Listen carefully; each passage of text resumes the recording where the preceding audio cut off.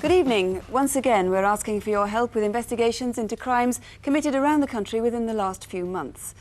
Being among the most serious cases on the books, they're the rarest, but they're also the ones where there's the greatest urgency in solving them. The programme's live, of course, and if all goes well, some of the detectives gathered here will start to solve their cases in the next 3/4 of an hour. Our first case tonight is a 33-year-old man from Hounslow in Middlesex who was found murdered 2 months ago. On the night he died, Wednesday the 22nd of August, Paul Stevens did much as he did most evenings. He dropped into a couple of local pubs and chatted to acquaintances and some fellow customers.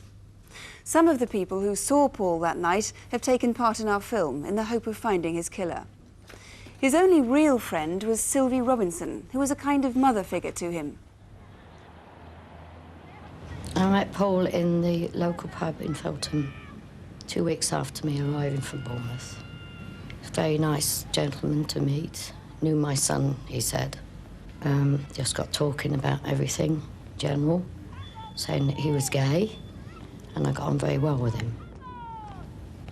He had nowhere to stay, as far as I was concerned, so I said he could come round and visit me if he was really stuck.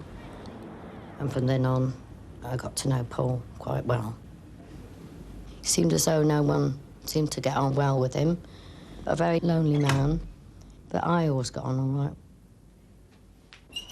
Paul, it's 10:30. Come on, time to get up. Shape up. Yeah. Come on. You hear me? Are you awake? I'm awake. I'm gonna sleep with you. All that Come on, Ed. noise. Come on, shape up. I'm awake. I don't know, I feel rough, Sylv. You shouldn't have stayed out, should you? I'm gonna put the kettle on, make some tea. Stop shouting. Well, come on then. I'll make the tea if you give us a minute, all right? Come on then. Well, give us a minute. Just a minute. Paul treated me more or less like a mother, more than anything else. Tea's up, Sylv. He was a gentleman in a gentlemanly manner. I'll grab my tea and then I'm gonna go straight out. He treated me well, always used to take me out and buy things for me and drinks and just take me everywhere he wanted to go. I'm going for this job. Oh, yes. I told you about it. Oh, yeah. Where's it to? Well, I don't know where it is yet. He hasn't said. It's bar work. Oh, it is bar Being a barman again. Think you'd be all right with this job, then? Yeah, if it works out. Because you've been waiting long enough, haven't you? Yeah, I know. I think you'd be all right, though. Get a start somewhere. 20p, love. Thank you very much indeed. Yes, sir. What can I do? Pint of Chiswick, please. Pint of Chiswick, yes, sir. Paul did enjoy bar work because he was meeting people all the time, and it was good for Paul. He never really slacked on his job at all. Yeah, lazing about the weekends, that's about it.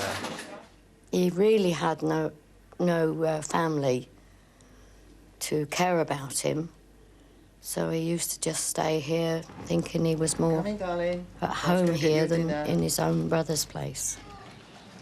Come on, then. Come on. There we go. Come on. Hey, my friend, ain't you? My little friend. Never seemed to be able to mix with people very well. And he looked to me as though he was just a lonely person. On the Wednesday morning, Paul left the flat at 10:30 to go and see somebody about getting a job. He said he would see me later. A friend of mine from Bournemouth arrived, Michael Reed. We went to the chariot and Paul was in the chariot in Hounslow. Mike, yeah, I'm all right. How's the job doing? Well, he hasn't turned up yet, has he? Really? Still waiting? Oh, dear. He should. He said he was going to meet me here, but he hasn't been there. No? No. Can I help you then? Yes. Do you want a drink, Sylvia? Yes, please. 10 extra, please. Pint of half and 10 extra, please. Sure. You? Not going to buy me one, then? Oh, yeah, Paul. No, you got a pint there. Yeah. Yeah. No later. How's it going then with the job then? Ah, someone will turn up. I mean, if this doesn't happen, maybe someone else will, you know. You know me, I'll work. Anyway, look, I've got to get going, because I know what I miss him, just in case he does turn up. Right, I'll see you around, Yeah, Marge. OK, Paul. All the best, mate. Can you leave the door and the latch for me, love? It's not like you, Paul. I thought it was very strange that Paul should ask me to leave the door, because he always used to knock, no matter what hours of the night or early hours of the morning. I would still let him in anyway.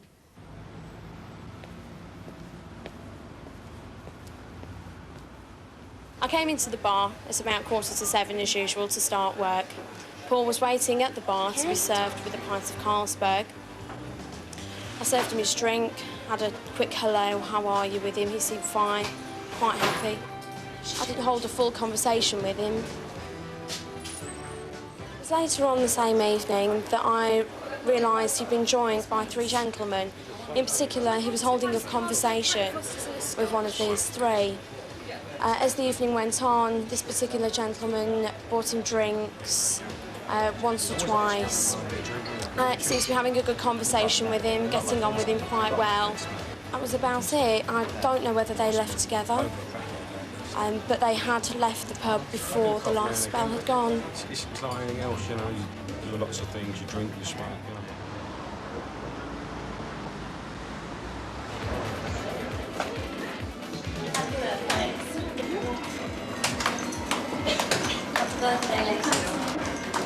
It was the night of my 18th birthday, and I just got some presents from my friend, and I wanted to go and show John downstairs in the lower bar. And we were interrupted by Paul, who was sitting on a stool next to us. And then we were interrupted again by someone who introduced as his brother. And after that, I felt a bit uncomfortable and said that I'd go and speak to my other friends and that I'd probably see him later. Yeah, well, I do want to keep you friends on your game. Thanks a lot. I won't keep you all night, do I? Yeah, see you around. Bye. Bye.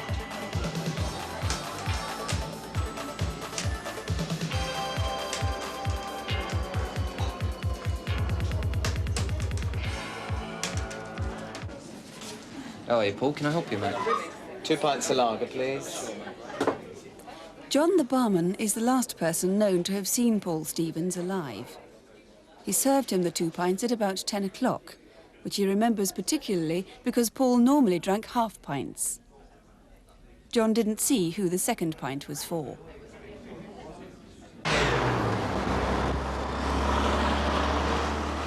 No one knows exactly what Paul did after that, or whether he was alone. It is known that he somehow got to Southall 3 miles away. He may have taken a bus there, he may have walked. He may have taken a cab, or been given a lift by someone. Anyone who saw Paul on the night of Wednesday the 22nd of August, or in the small hours of Thursday the 23rd, could perhaps provide the vital clue to leading police to find whoever killed him.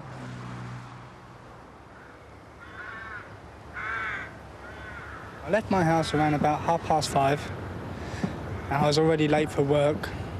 So I thought to myself, instead of stopping and getting a newspaper like I normally do, I'll take the canal route to get to work early.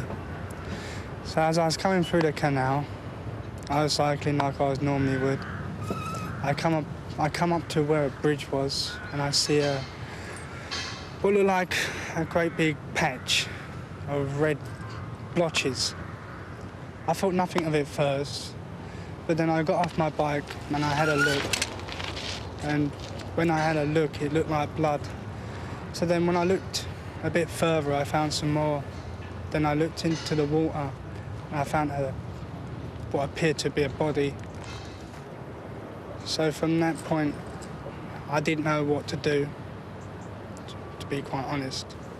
I just took another glance.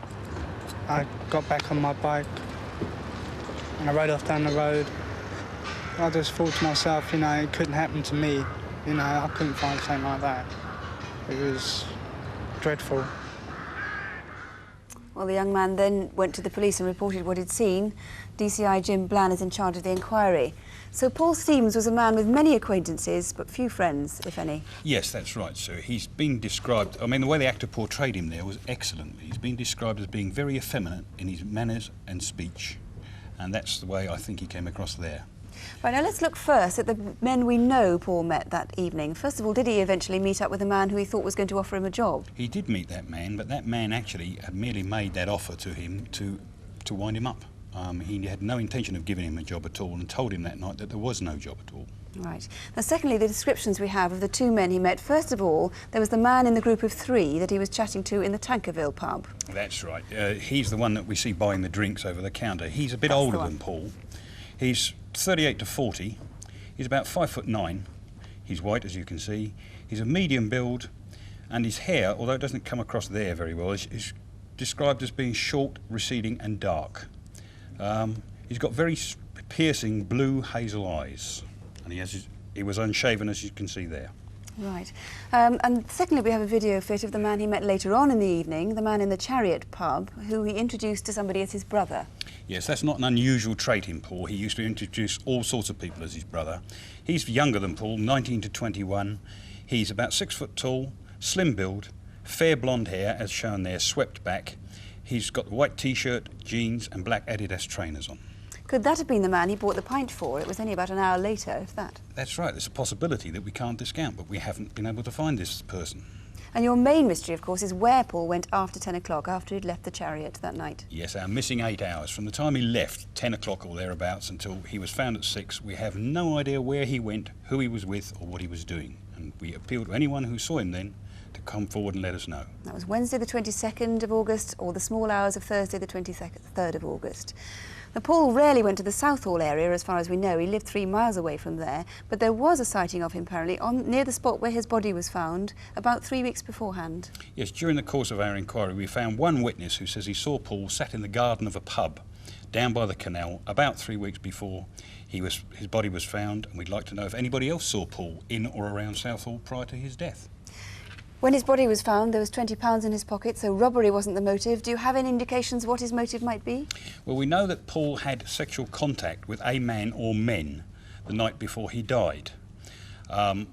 We obviously would like to speak to anyone who did have any form of sexual contact with Paul, and I would ask for them to come forward. I can appreciate that gay people will not be happy about contacting the police and admitting to any sort of contact with Paul. But I can give you a categoric reassurance now that we have no interest other than to solve this murder. We don't intend to prosecute for people for any offences we discover along the way. Our sole interest is in solving the murder. Mr. Bland, thank you very much indeed. If you can offer any information on this, please ring. We incidentally also have a voluntary worker here acting on behalf of the gay community. There are BBC researchers here too, who you can ask to speak to if you prefer. Here's the number direct to the studio, 081 811 8181, or you can ring Jim Bland's colleagues at the incident room. The number there is 071 937 0299. That's 071 937 0299. Viewers who rang Crimewatch last month have changed the course of several of the inquiries. One man was arrested within hours. He'd seen himself on photo call and he was waiting when police came knocking at his door. He's since been charged with conspiracy to defraud. 5 days later, 2 other men were arrested in different parts of the country, but both as a direct result of calls here to Crimewatch. Both are being questioned in connection with the theft of travellers' cheques. There was a crucial call from a witness police have been seeking at Glastonbury Festival, and they hope that what he's told them may solve the violent rape that took place there. Detectives are now checking out a suspect. On our reconstructions last month, there were well over 300 calls on the murder of Anne Heron, who'd been sunbathing in her garden where she lived not far from Darlington. But what's most interested the police are 4 letters which were sent to them following the programme, and we can't say anything further on that just for the moment. More than 200 people offered help on the Securicor raid at Tankerton in Kent, most of them suggesting names they thought would match our video fits. Police are still checking those out. And there were also names suggested for the man who attacked Jo Chandler as she was hiking near Catterick Racecourse. Jo is just beginning now to regain her speech, but she's still seriously ill. We'll have more progress reports later in the programme, but now to Incident Desk. Here are Superintendent David Hatcher and Detective Constable Jackie Hames. First, we appeal for anyone who may have witnessed a murder after a carnival in Leeds. This is the August Bank Holiday Carnival and it's in full swing. The parade ended early in the evening, but as usual turned into a street party going on all night. At 1:20 a.m, 2 quite separate shootings occurred within yards of each other and 2 people were killed. There were still hundreds of people dancing in the streets at the time. A man has been arrested for the first shooting, but we want to focus your attention on the second incident, when 29-year-old Sedley Sullivan was shot dead. He'd arrived up from Birmingham and had been at the carnival most of the day. He was standing here against this container when he was shot at close range. There was no apparent motive. The gunman got into a blue Vauxhall Astra parked in Grange Crescent. Witnesses thought they saw other people in the car as it sped off up Hamilton Place. They tried to stop the car by throwing bottles at it, which may have broken the rear window. They described the man as being in his 20s, 5'8" to 5'11" tall, with a muscular build and gingery hair. We think he may have come from Manchester. Remember, the street party was still going on and there were plenty of people about, so you may well have seen him. If you did, please ring us. Next, we need your help to identify two men who hijacked a delivery van outside Hexham in Northumbria, stole the load and then beat up the driver. About 8:30 on the morning of Thursday the 27th of September, the driver left his depot in Sunderland to make a delivery in Hexham. As he travelled along the A69 Horsley bypass, two vehicles, a dark blue transit van and a light grey or silver Ford Granada with a female passenger, made the van pull into a lay-by. Two men from the transit commandeered the vehicle and bundled the driver into the passenger well. They then drove his van 3 miles to PP Lane. Here, the men transferred the goods, microwave ovens and cigarettes, into the transit, which was driven by a third person. The delivery driver was handcuffed and locked in his van. When he tried to resist, he was repeatedly punched in the face. However, he was able to compile 2 very good impressions of the robbers. One was described as in his early 40s, about 5'8", with greying brown hair. He had a distinctive tattoo on the back of one of his hands and wrist. It looked self-inflicted and is known as a Borstal glove. The other man was younger, in his late 20s, stocky with brown hair. If you recognise either of these men or have any information about the robbery, please do call. My Watford colleagues need your help to find the driver who killed 17-year-old Kevin Sargent. It happened 7 months ago and someone must have had a heavy conscience ever since then, April the 5th. On that day, Kenny was crossing the busy St Albans Road in Watford. It was about 9:45 p.m. Kenny was hit by a white Ford Escort XR3i. It threw him into the air, but he landed on the bonnet and managed to hold on. The driver swerved several times, trying to fling him from the car, and 200 yards down the road, turned right at the Midland Bank into Regent Street and stopped. The driver got out and pulled Kenny off, dragging him into the gutter. He was to die from his injuries 10 weeks later. The car was abandoned in Blackley Close, about a mile away. It had been stolen sometime between 3:30 in the afternoon and 9:45, the time of the accident. That's on the 5th of April. Did you see who took the car from the car park in Hulsey Place, behind the Artichoke pub? Someone must know who did this. Since Kenny's death, his families have distributed these posters around the area in the hope that witnesses will come forward. Perhaps they'll feel brave enough to ring us here tonight. And finally, perhaps you witnessed a hijacking in Gutter Lane in the City of London on Monday the 24th of September, in which £80,000 worth of gold chains were stolen. Shortly after 3:15 p.m, Sam Samuels picked up his collection of gold chains from Gutter Lane and loaded them into the boot of his black Mercedes saloon. As he got into the driver's seat, a group of men walked past. If you recognise yourself here, can you recall a man loitering on the pavement near the Mercedes? Seconds later, that man climbed into the passenger seat and at gunpoint ordered Mr Samuels to drive to a car park at Cambridge Circus in London's West End. He was handcuffed and tied up while the man escaped with the gold. He's described as 25 to 30 years old, 5'11" tall, muscular build, clean-shaven, with collar-length light brown wavy hair. And he looked smart, wearing a blue blazer, grey trousers and a white shirt and tie. This attack was frightening and premeditated. If you can help with this or any of our other incident desk cases tonight, please call us now. And here's the number, 081 811 8181, 081 811 8181. Well, detectives here are already answering calls on the Paul Stevens case and on some of those incident desk cases, so I hope we can report on the results of those later. But looking back on the results of from previous programmes, 2 important trials are pending here in London. In May, first of all, we reconstructed an armed raid in North London in which police were fired at. 2 men have been arrested and charged with a variety of offences, including attempted murder, armed robbery, conspiracy and firearms offences. And secondly, a man was charged last month with the murder of 11-year-old Wayne Taylor. We made 3 separate appeals on this, and although Crimewatch didn't lead directly to the arrest, detectives say it was calls here to the programme which kept the incident inquiry going. Without those leads, the incident room might well have been closed down. In the last few months, you must have been aware of what seems to be a spate of one of the most tragic forms of crime, child abduction. There was a newborn baby taken from the maternity ward of a hospital in London.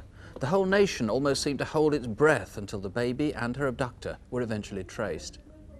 Then, during the summer, there were reports of people posing as social workers trying to gain access to young children. And in August, once again, there was a national drama when a 7-year-old was snatched through the window of her caravan while on holiday beside the seaside. Thankfully, she too was found and a man is now in custody. But police are still desperately concerned about the whereabouts of Simon Jones. They've been searching for Simon, who's aged 4, since he vanished on September the 23rd from Gadebridge Park in Hemel Hempstead in Hertfordshire. This man is suspected of abducting him. If you've seen him anywhere or seen Simon, do please call us. And tonight you may be able to do something concrete to protect other children. If you have youngsters of your own, you'll be intrigued in just a moment to see how children often fail to understand the warnings that parents give them. First, though, police need to know if you can help them trace a couple who have been trying to seize children in the last few weeks. Our reconstruction starts with the briefing of detectives. Good morning. I think most of you know why we're here this morning, and that is to discuss the recent spate of attempts to abduct children in Hampshire and Dorset. The first incident took place at Fording Bridge at 7:15 p.m. on Friday the 5th of October.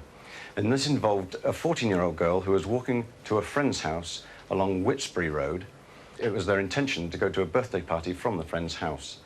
As she approached the junction with Whitsbury Road, she saw a dark blue or black Volvo motorcar, saloon motorcar, possibly a 144 or 244 model. She was aware of the fact that there was a female, a blonde-haired female, in the passenger seat of the car, and there was a male driver. It looked as though they were having trouble finding an address. You okay? What? Could you tell me where this road is, please? No, sorry, I don't know. Oh, well, thanks anyway.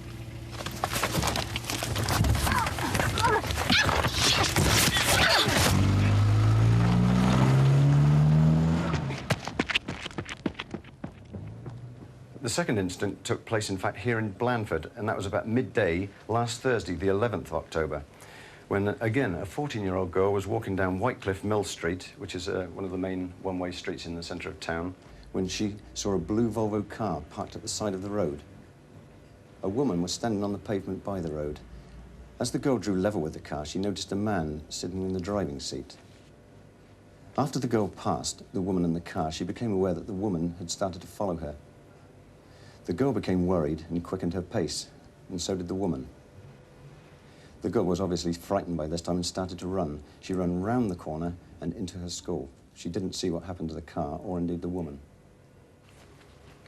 The two other cases, which I'm sure you know about now, were last Saturday afternoon. The first took place on the Bourne Valley estate in Poole. A man tried to entice a 5-year-old boy into his car, but the boy ran off. Possibly the most serious of all these incidents took place in Northumbria Drive, which is only 200 yards away from the 5-year-old boy incident. Some 2 hours and 20 minutes later, two sisters, one's 4 and one's 3, were playing with their 4-year-old friend in a neighbour's garden. The mothers were both indoors.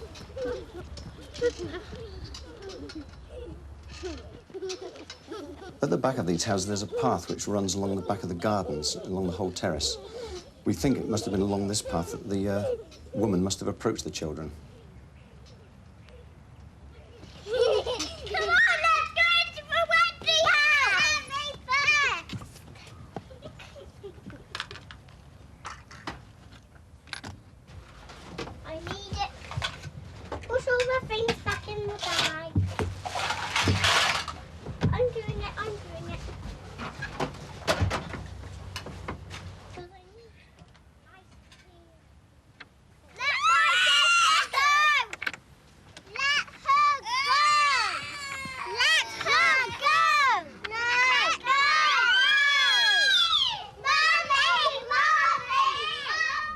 If you've seen this woman, she looked scruffy, she had dyed blonde hair going dark at the roots, or if you've seen a couple matching a description in a dark Volvo, or know of any similar incidents, please call us straight away, 081 811 8181. Or you can call the incident room in Dorset, that's on 0258 452 101. 0258 is the code for Blandford, 452 101. Now, obviously, child abductions tend to make the headlines, but remember, they make big news not because they're common, but because they're mercifully rare. There's a delicate middle ground, therefore, between warning children to be cautious and frightening them about something they're most unlikely to encounter. So what can we do? Well, a charity called Kidscape aims to help parents, schools and children. Its advice has been adopted by the Home Office, and one of the things that Kidscape helps to highlight is that although we all tell children to beware of strangers, children have a fairly hazy view of what strangers really are. Now we're going to talk a little bit about strangers. Can someone tell me what a stranger is? Yes. A man who you don't know. Okay, it's a man that you don't know. They pull their hat down because they don't want nobody to see their face. Okay. And they can wear balaclava so they can't see their face. Right. How many people think strangers look strange or weird in some way? Okay. How many people think strangers can look like anyone? Okay. So we're not sure. Put your hands down for a minute. We're going to do a little role play about someone who tries to trick a child to get into a car. But what I want you to do is see if you can figure out what the child does wrong. Richard, got time? 6 o'clock. Okay, see ya. Bye. Hi, do you like my car? Yeah. It's brand new. Looks good. Do you like to come for a ride in my car? Yeah, I don't know. Hey, is it because we're strangers? Yeah. So your mum told you not to talk to strangers? Yes. Oh, I know. I don't know if I want a strange kid in my car anyway, actually. Is your mum coming to pick you up today? Nah. Isn't she? My name's Ralph. What's your name? Shireen. That's a nice name, Shireen. Good. So that means we're not strangers anymore, doesn't it, Shireen? Yeah. Here, come and sit in my car. Okay, thank you very much. You want to go back and sit down? Is someone a stranger once you know their name? Yes. Oh, some people aren't quite sure. That man's name is Nick, so I've introduced you to him. Is he a stranger? Yes. Oh, some people are saying no, some people are saying yes. Just because you know someone's name, it doesn't mean that they're suddenly a friend of yours, does it? No. No. Okay, good. What did she do wrong? What things did she do wrong with this stranger? Let's see. She told him her name. She told him her name. Should you ever tell a stranger your name? No. How about telling him or her? Are strangers sometimes women? Yes. No, yes. Sometimes strangers are women. How about telling them your address, where you live? No. How about telling them your telephone number? No. Okay, good, good. At its simplest, what can people teach children to do if they are approached by someone who they're worried about? Yell and run away. Simple as that. Simple as that. Now we're going to do a shout, which comes from your tummy. Can everyone put your hand on your tummy? One hand in the air. And everybody on the count of 3 so that everyone in the school can hear you. 1, 2, 3. Give yourselves a big hand. If you are going to teach your kids to scream, remember people often ignore screaming children, so you might also get them to shout, "That's not my mummy," or "It's not my daddy," if someone's troubling them. If you're a teacher or a parent and you want to find out more, this is how to contact Kidscape. These lines are open now. 071 488 0488. 071 488 0488.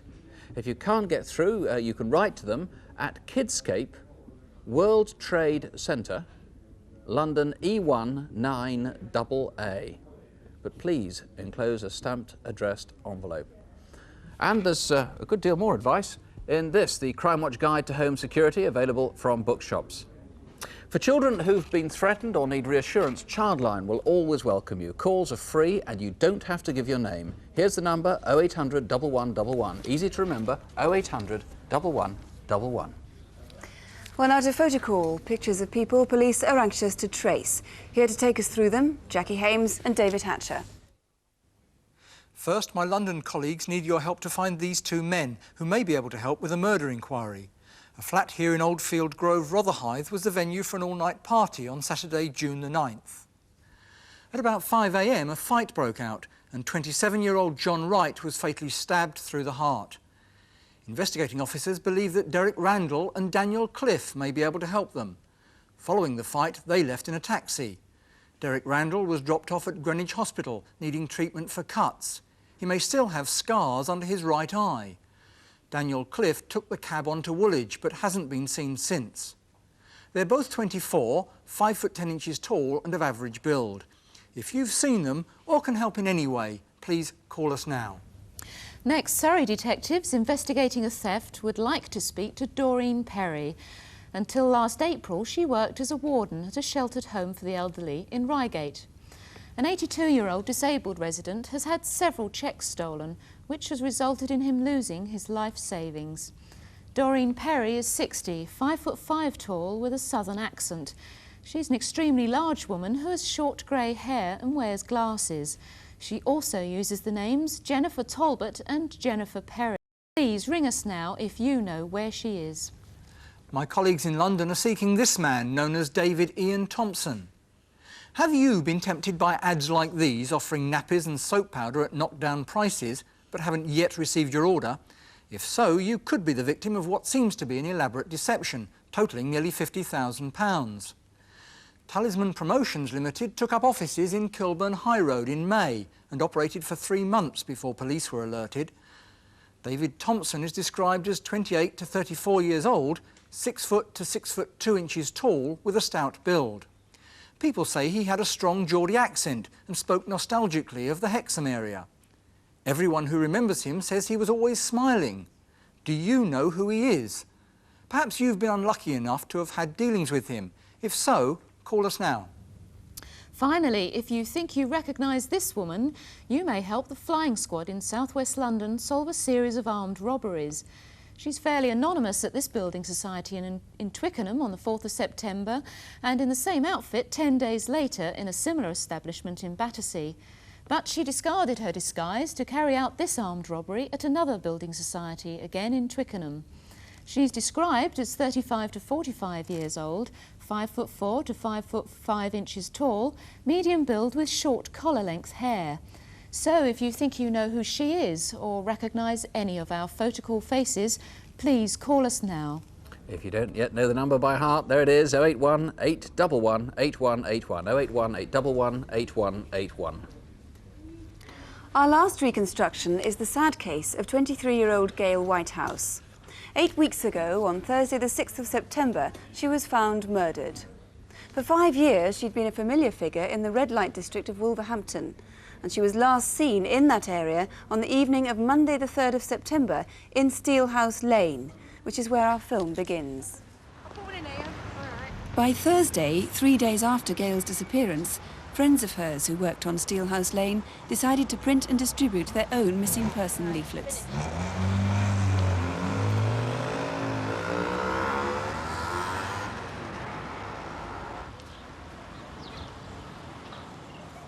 On the day she went missing, Monday the 3rd of September, Gail had started work at about 6:30 after leaving her 2 young children with the babysitter. Come on then.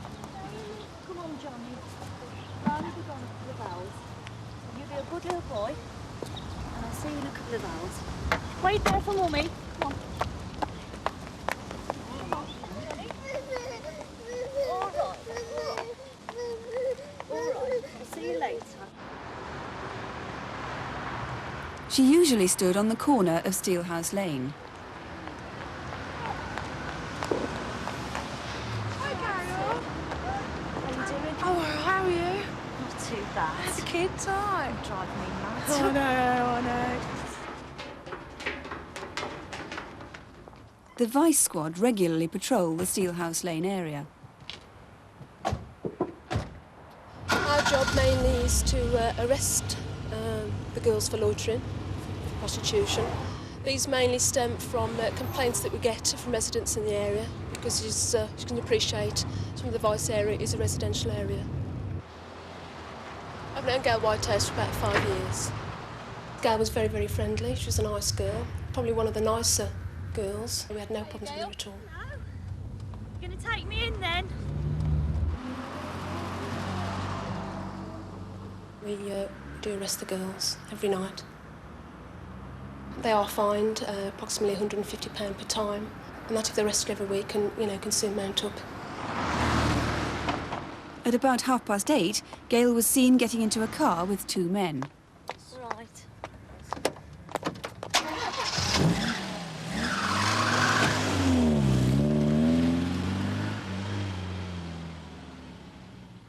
She was back again within about half an hour.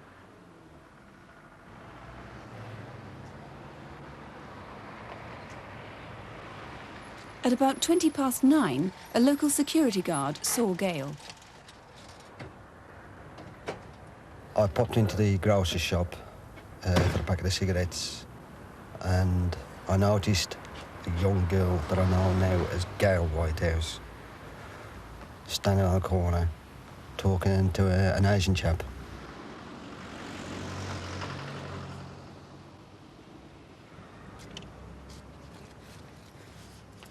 When I was coming out with my cigarettes, I noticed she was walking across the road onto the hospital car park. There was a gold-coloured Cortina on the hospital car park with an Asian chap sitting on the bonnet. Gail and the other one walked towards the car. They spoke. The one on the bonnet got off and they all got into the car, and I just carried on with my normal round.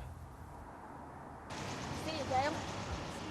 Then just before 10 o'clock, Gail's friend Diane was picked up by a client, leaving Gail alone on Steelhouse Lane.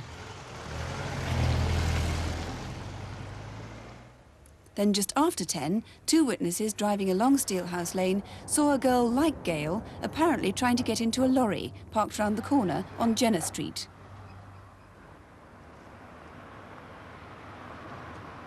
And it was shortly after 10 when Diane came back to Steelhouse Lane, but Gail was nowhere to be seen.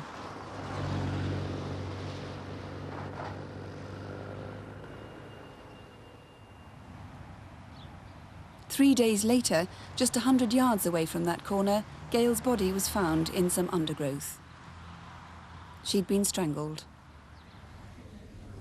DCI Sid Law is in charge of this case, and first of all, it's important to find the driver of that lorry. It is very important indeed. We do wish him to come forward as soon as possible. We don't know exactly what the vehicle is, whether it's a brand new vehicle, but it is silver or grey in colour. In fact, that whole area is popular with lorry drivers as a place to park overnight, isn't it? Yes, it is. There are several roads off Steelhouse Lane where lorry drivers do park overnight. Adelaide Street, which is adjacent to Wasteland nearby, All Saints Road, which is off Steelhouse Lane, as is Eagle Street, and also Eager Tyre Services, which is in Steelhouse Lane itself. The lorry drivers use the forecourt there. So if you were parked anywhere in that area on Monday the 3rd of September, please give us a call. 2 people you specifically need to trace are the men seen with the gold Ford Cortina just around 9 o'clock. Yes, at 9:20 p.m. that gold Cortina was seen on the Royal Hospital car park. 2 Asian men were seen to get in it together with Gail. We do stress that that vehicle was returned to the red light district with Gail, and she did go about her business after then. But we do wish to speak to these men, as they may be able to help us. Some witnesses have come forward. There must be a lot more who would have been around that night. Yes, Steelhouse Lane is a very busy thoroughfare, and in fact, on Monday the 3rd of September, there was a speedway meeting nearby between Reading and Wolverhampton. Any persons who used Steelhouse Lane that night, we would ask them to come forward, as they may have seen Gail. So a lot of people could have seen her that night. You've ruled out robbery as a motive. Yes, but also we have found that one piece of property is missing. That is Gail's wristwatch. It is a Seconda wristwatch, a lady's wristwatch, but it has an unusual face. It's black in colour with Roman numerals, and also bears the moon and constellation in the background. Very distinctive, could lead you to the killer. Of course, you need anyone who had any contact with Gail that night to contact you. Yes, we would ask anyone to come forward who had contact with Gail, including her clients. We would treat them with the utmost discretion. Right. You are absolutely guaranteed discretion by Mr. Law and his colleagues. You could prevent the same thing happening to somebody else, so please do call. The number here to the studio, once again, is 081 811 8181. The number direct to Wednesfield Police Station is 0902 649000. That's 0902, the code for Wolverhampton, 649000. Last month, 30 items were recognised and claimed from our Aladdin's cave of what might be stolen property. If you suffered a burglary recently, perhaps you'll see something of yours tonight. From the Antiques Roadshow, here's Eric Knowles. Thank you, Nick. Well, I feel a little bit like Gary Glitter this evening. Never mind Aladdin, I'm surrounded by glitter, including this Victorian silver dish. It's embossed and pierced with grapevine decoration. Slightly smaller example up here, very elaborate. It's on 4 little shell feet, a bit too flash for my taste. So, talking about flash, here's a selection of flash glassware, probably made in Czechoslovakia. And above that, we always manage to get something Chinese on this programme. Now, this rug is one of 18 that the police have recovered in recent days. And it depicts a dragon chasing a flaming pearl. Well, from China to Japan, well, figuratively speaking, I mean, this is a feast of relatively modern Crown Derby porcelain decorated with Japan patterns. We've got a pair of vases, one of a set of 4 candlesticks, and at the front there, 6 dessert forks in the vine pattern, which are sadly missing their knives. But not everything's modern. I mean, here's a lovely little sugar box, probably dates from around about 1885, and was possibly part of a set, well, certainly part of a set. Well, from a set to a solitaire. Now, feast your eyes on this diamond. There's my finger, and there's the solitaire. It is ginormous, but not to be outdone underneath it. Look at this, 3 of them. This has to be perhaps the most expensive knuckle duster I've ever seen. But ladies, underneath that it gets better. If a gentleman offers you a bracelet such as this Art Deco one, then he means serious business. It is fabulous. But there again, if you're a lady who's not easily fobbed off by such mere trinkets, what about this fob? It's for a watch, obviously, and it's engraved on the seal with the arms of what could be the Turnbull family. Now, every good fob deserves a good watch. And here's a delightful watch, very simple, made in France in about 1800. And the only concession to luxury are these tiny little diamond chips inset into the hands. Another watch that takes my eye is this one. It's gold, and it's actually engraved with a mistletoe design. Very festive. Talking of festive, 5 carriage clocks. One of them is actually engraved Christmas 1891 and was presented by the congregation of a church in Newnham. Now, I'm afraid that none of these items are for sale, and the chances of them ending up in your Christmas stocking are rather slim, unless, of course, you just happen to be the owner. Here's the number, 0818 118181, or you can call the Poole Police Station direct. That's 0202 703 333. That's 0202, the code for Poole in Dorset, 703 333. A word before we go about the calls that are coming in. We're getting a large volume of calls on the murder of Paul Stevens. One call in particular gave a sighting of Paul at 2 o'clock in the morning, which could be vital. Not surprisingly, we're getting a lot of calls on the child abduction couple, descriptions, sightings of them all over the country, and one particular name and address which the police are very interested in. There's been a good lead too on the shooting at the Leeds carnival, and they're on the trail of Doreen Perry at the moment too. Thank you very much. Please do call if you have any information at all. Detectives here are going to be answering calls for the next 2 hours. The numbers for the investigating forces are on CFAX, if you have that. That's on page 618. And our progress report tonight will be at 5 past midnight. If you can't stay up till then, and who could blame you? Let me let you into a secret. We always end by saying crime is rarer than people tend to think. Now, the fact is, this month, the police could identify only 3 serious cases throughout the whole country that we thought would really produce results from a Crimewatch reconstruction. So crimes like those we show really are quite rare. So don't have nightmares, do sleep well. Good night. Good night.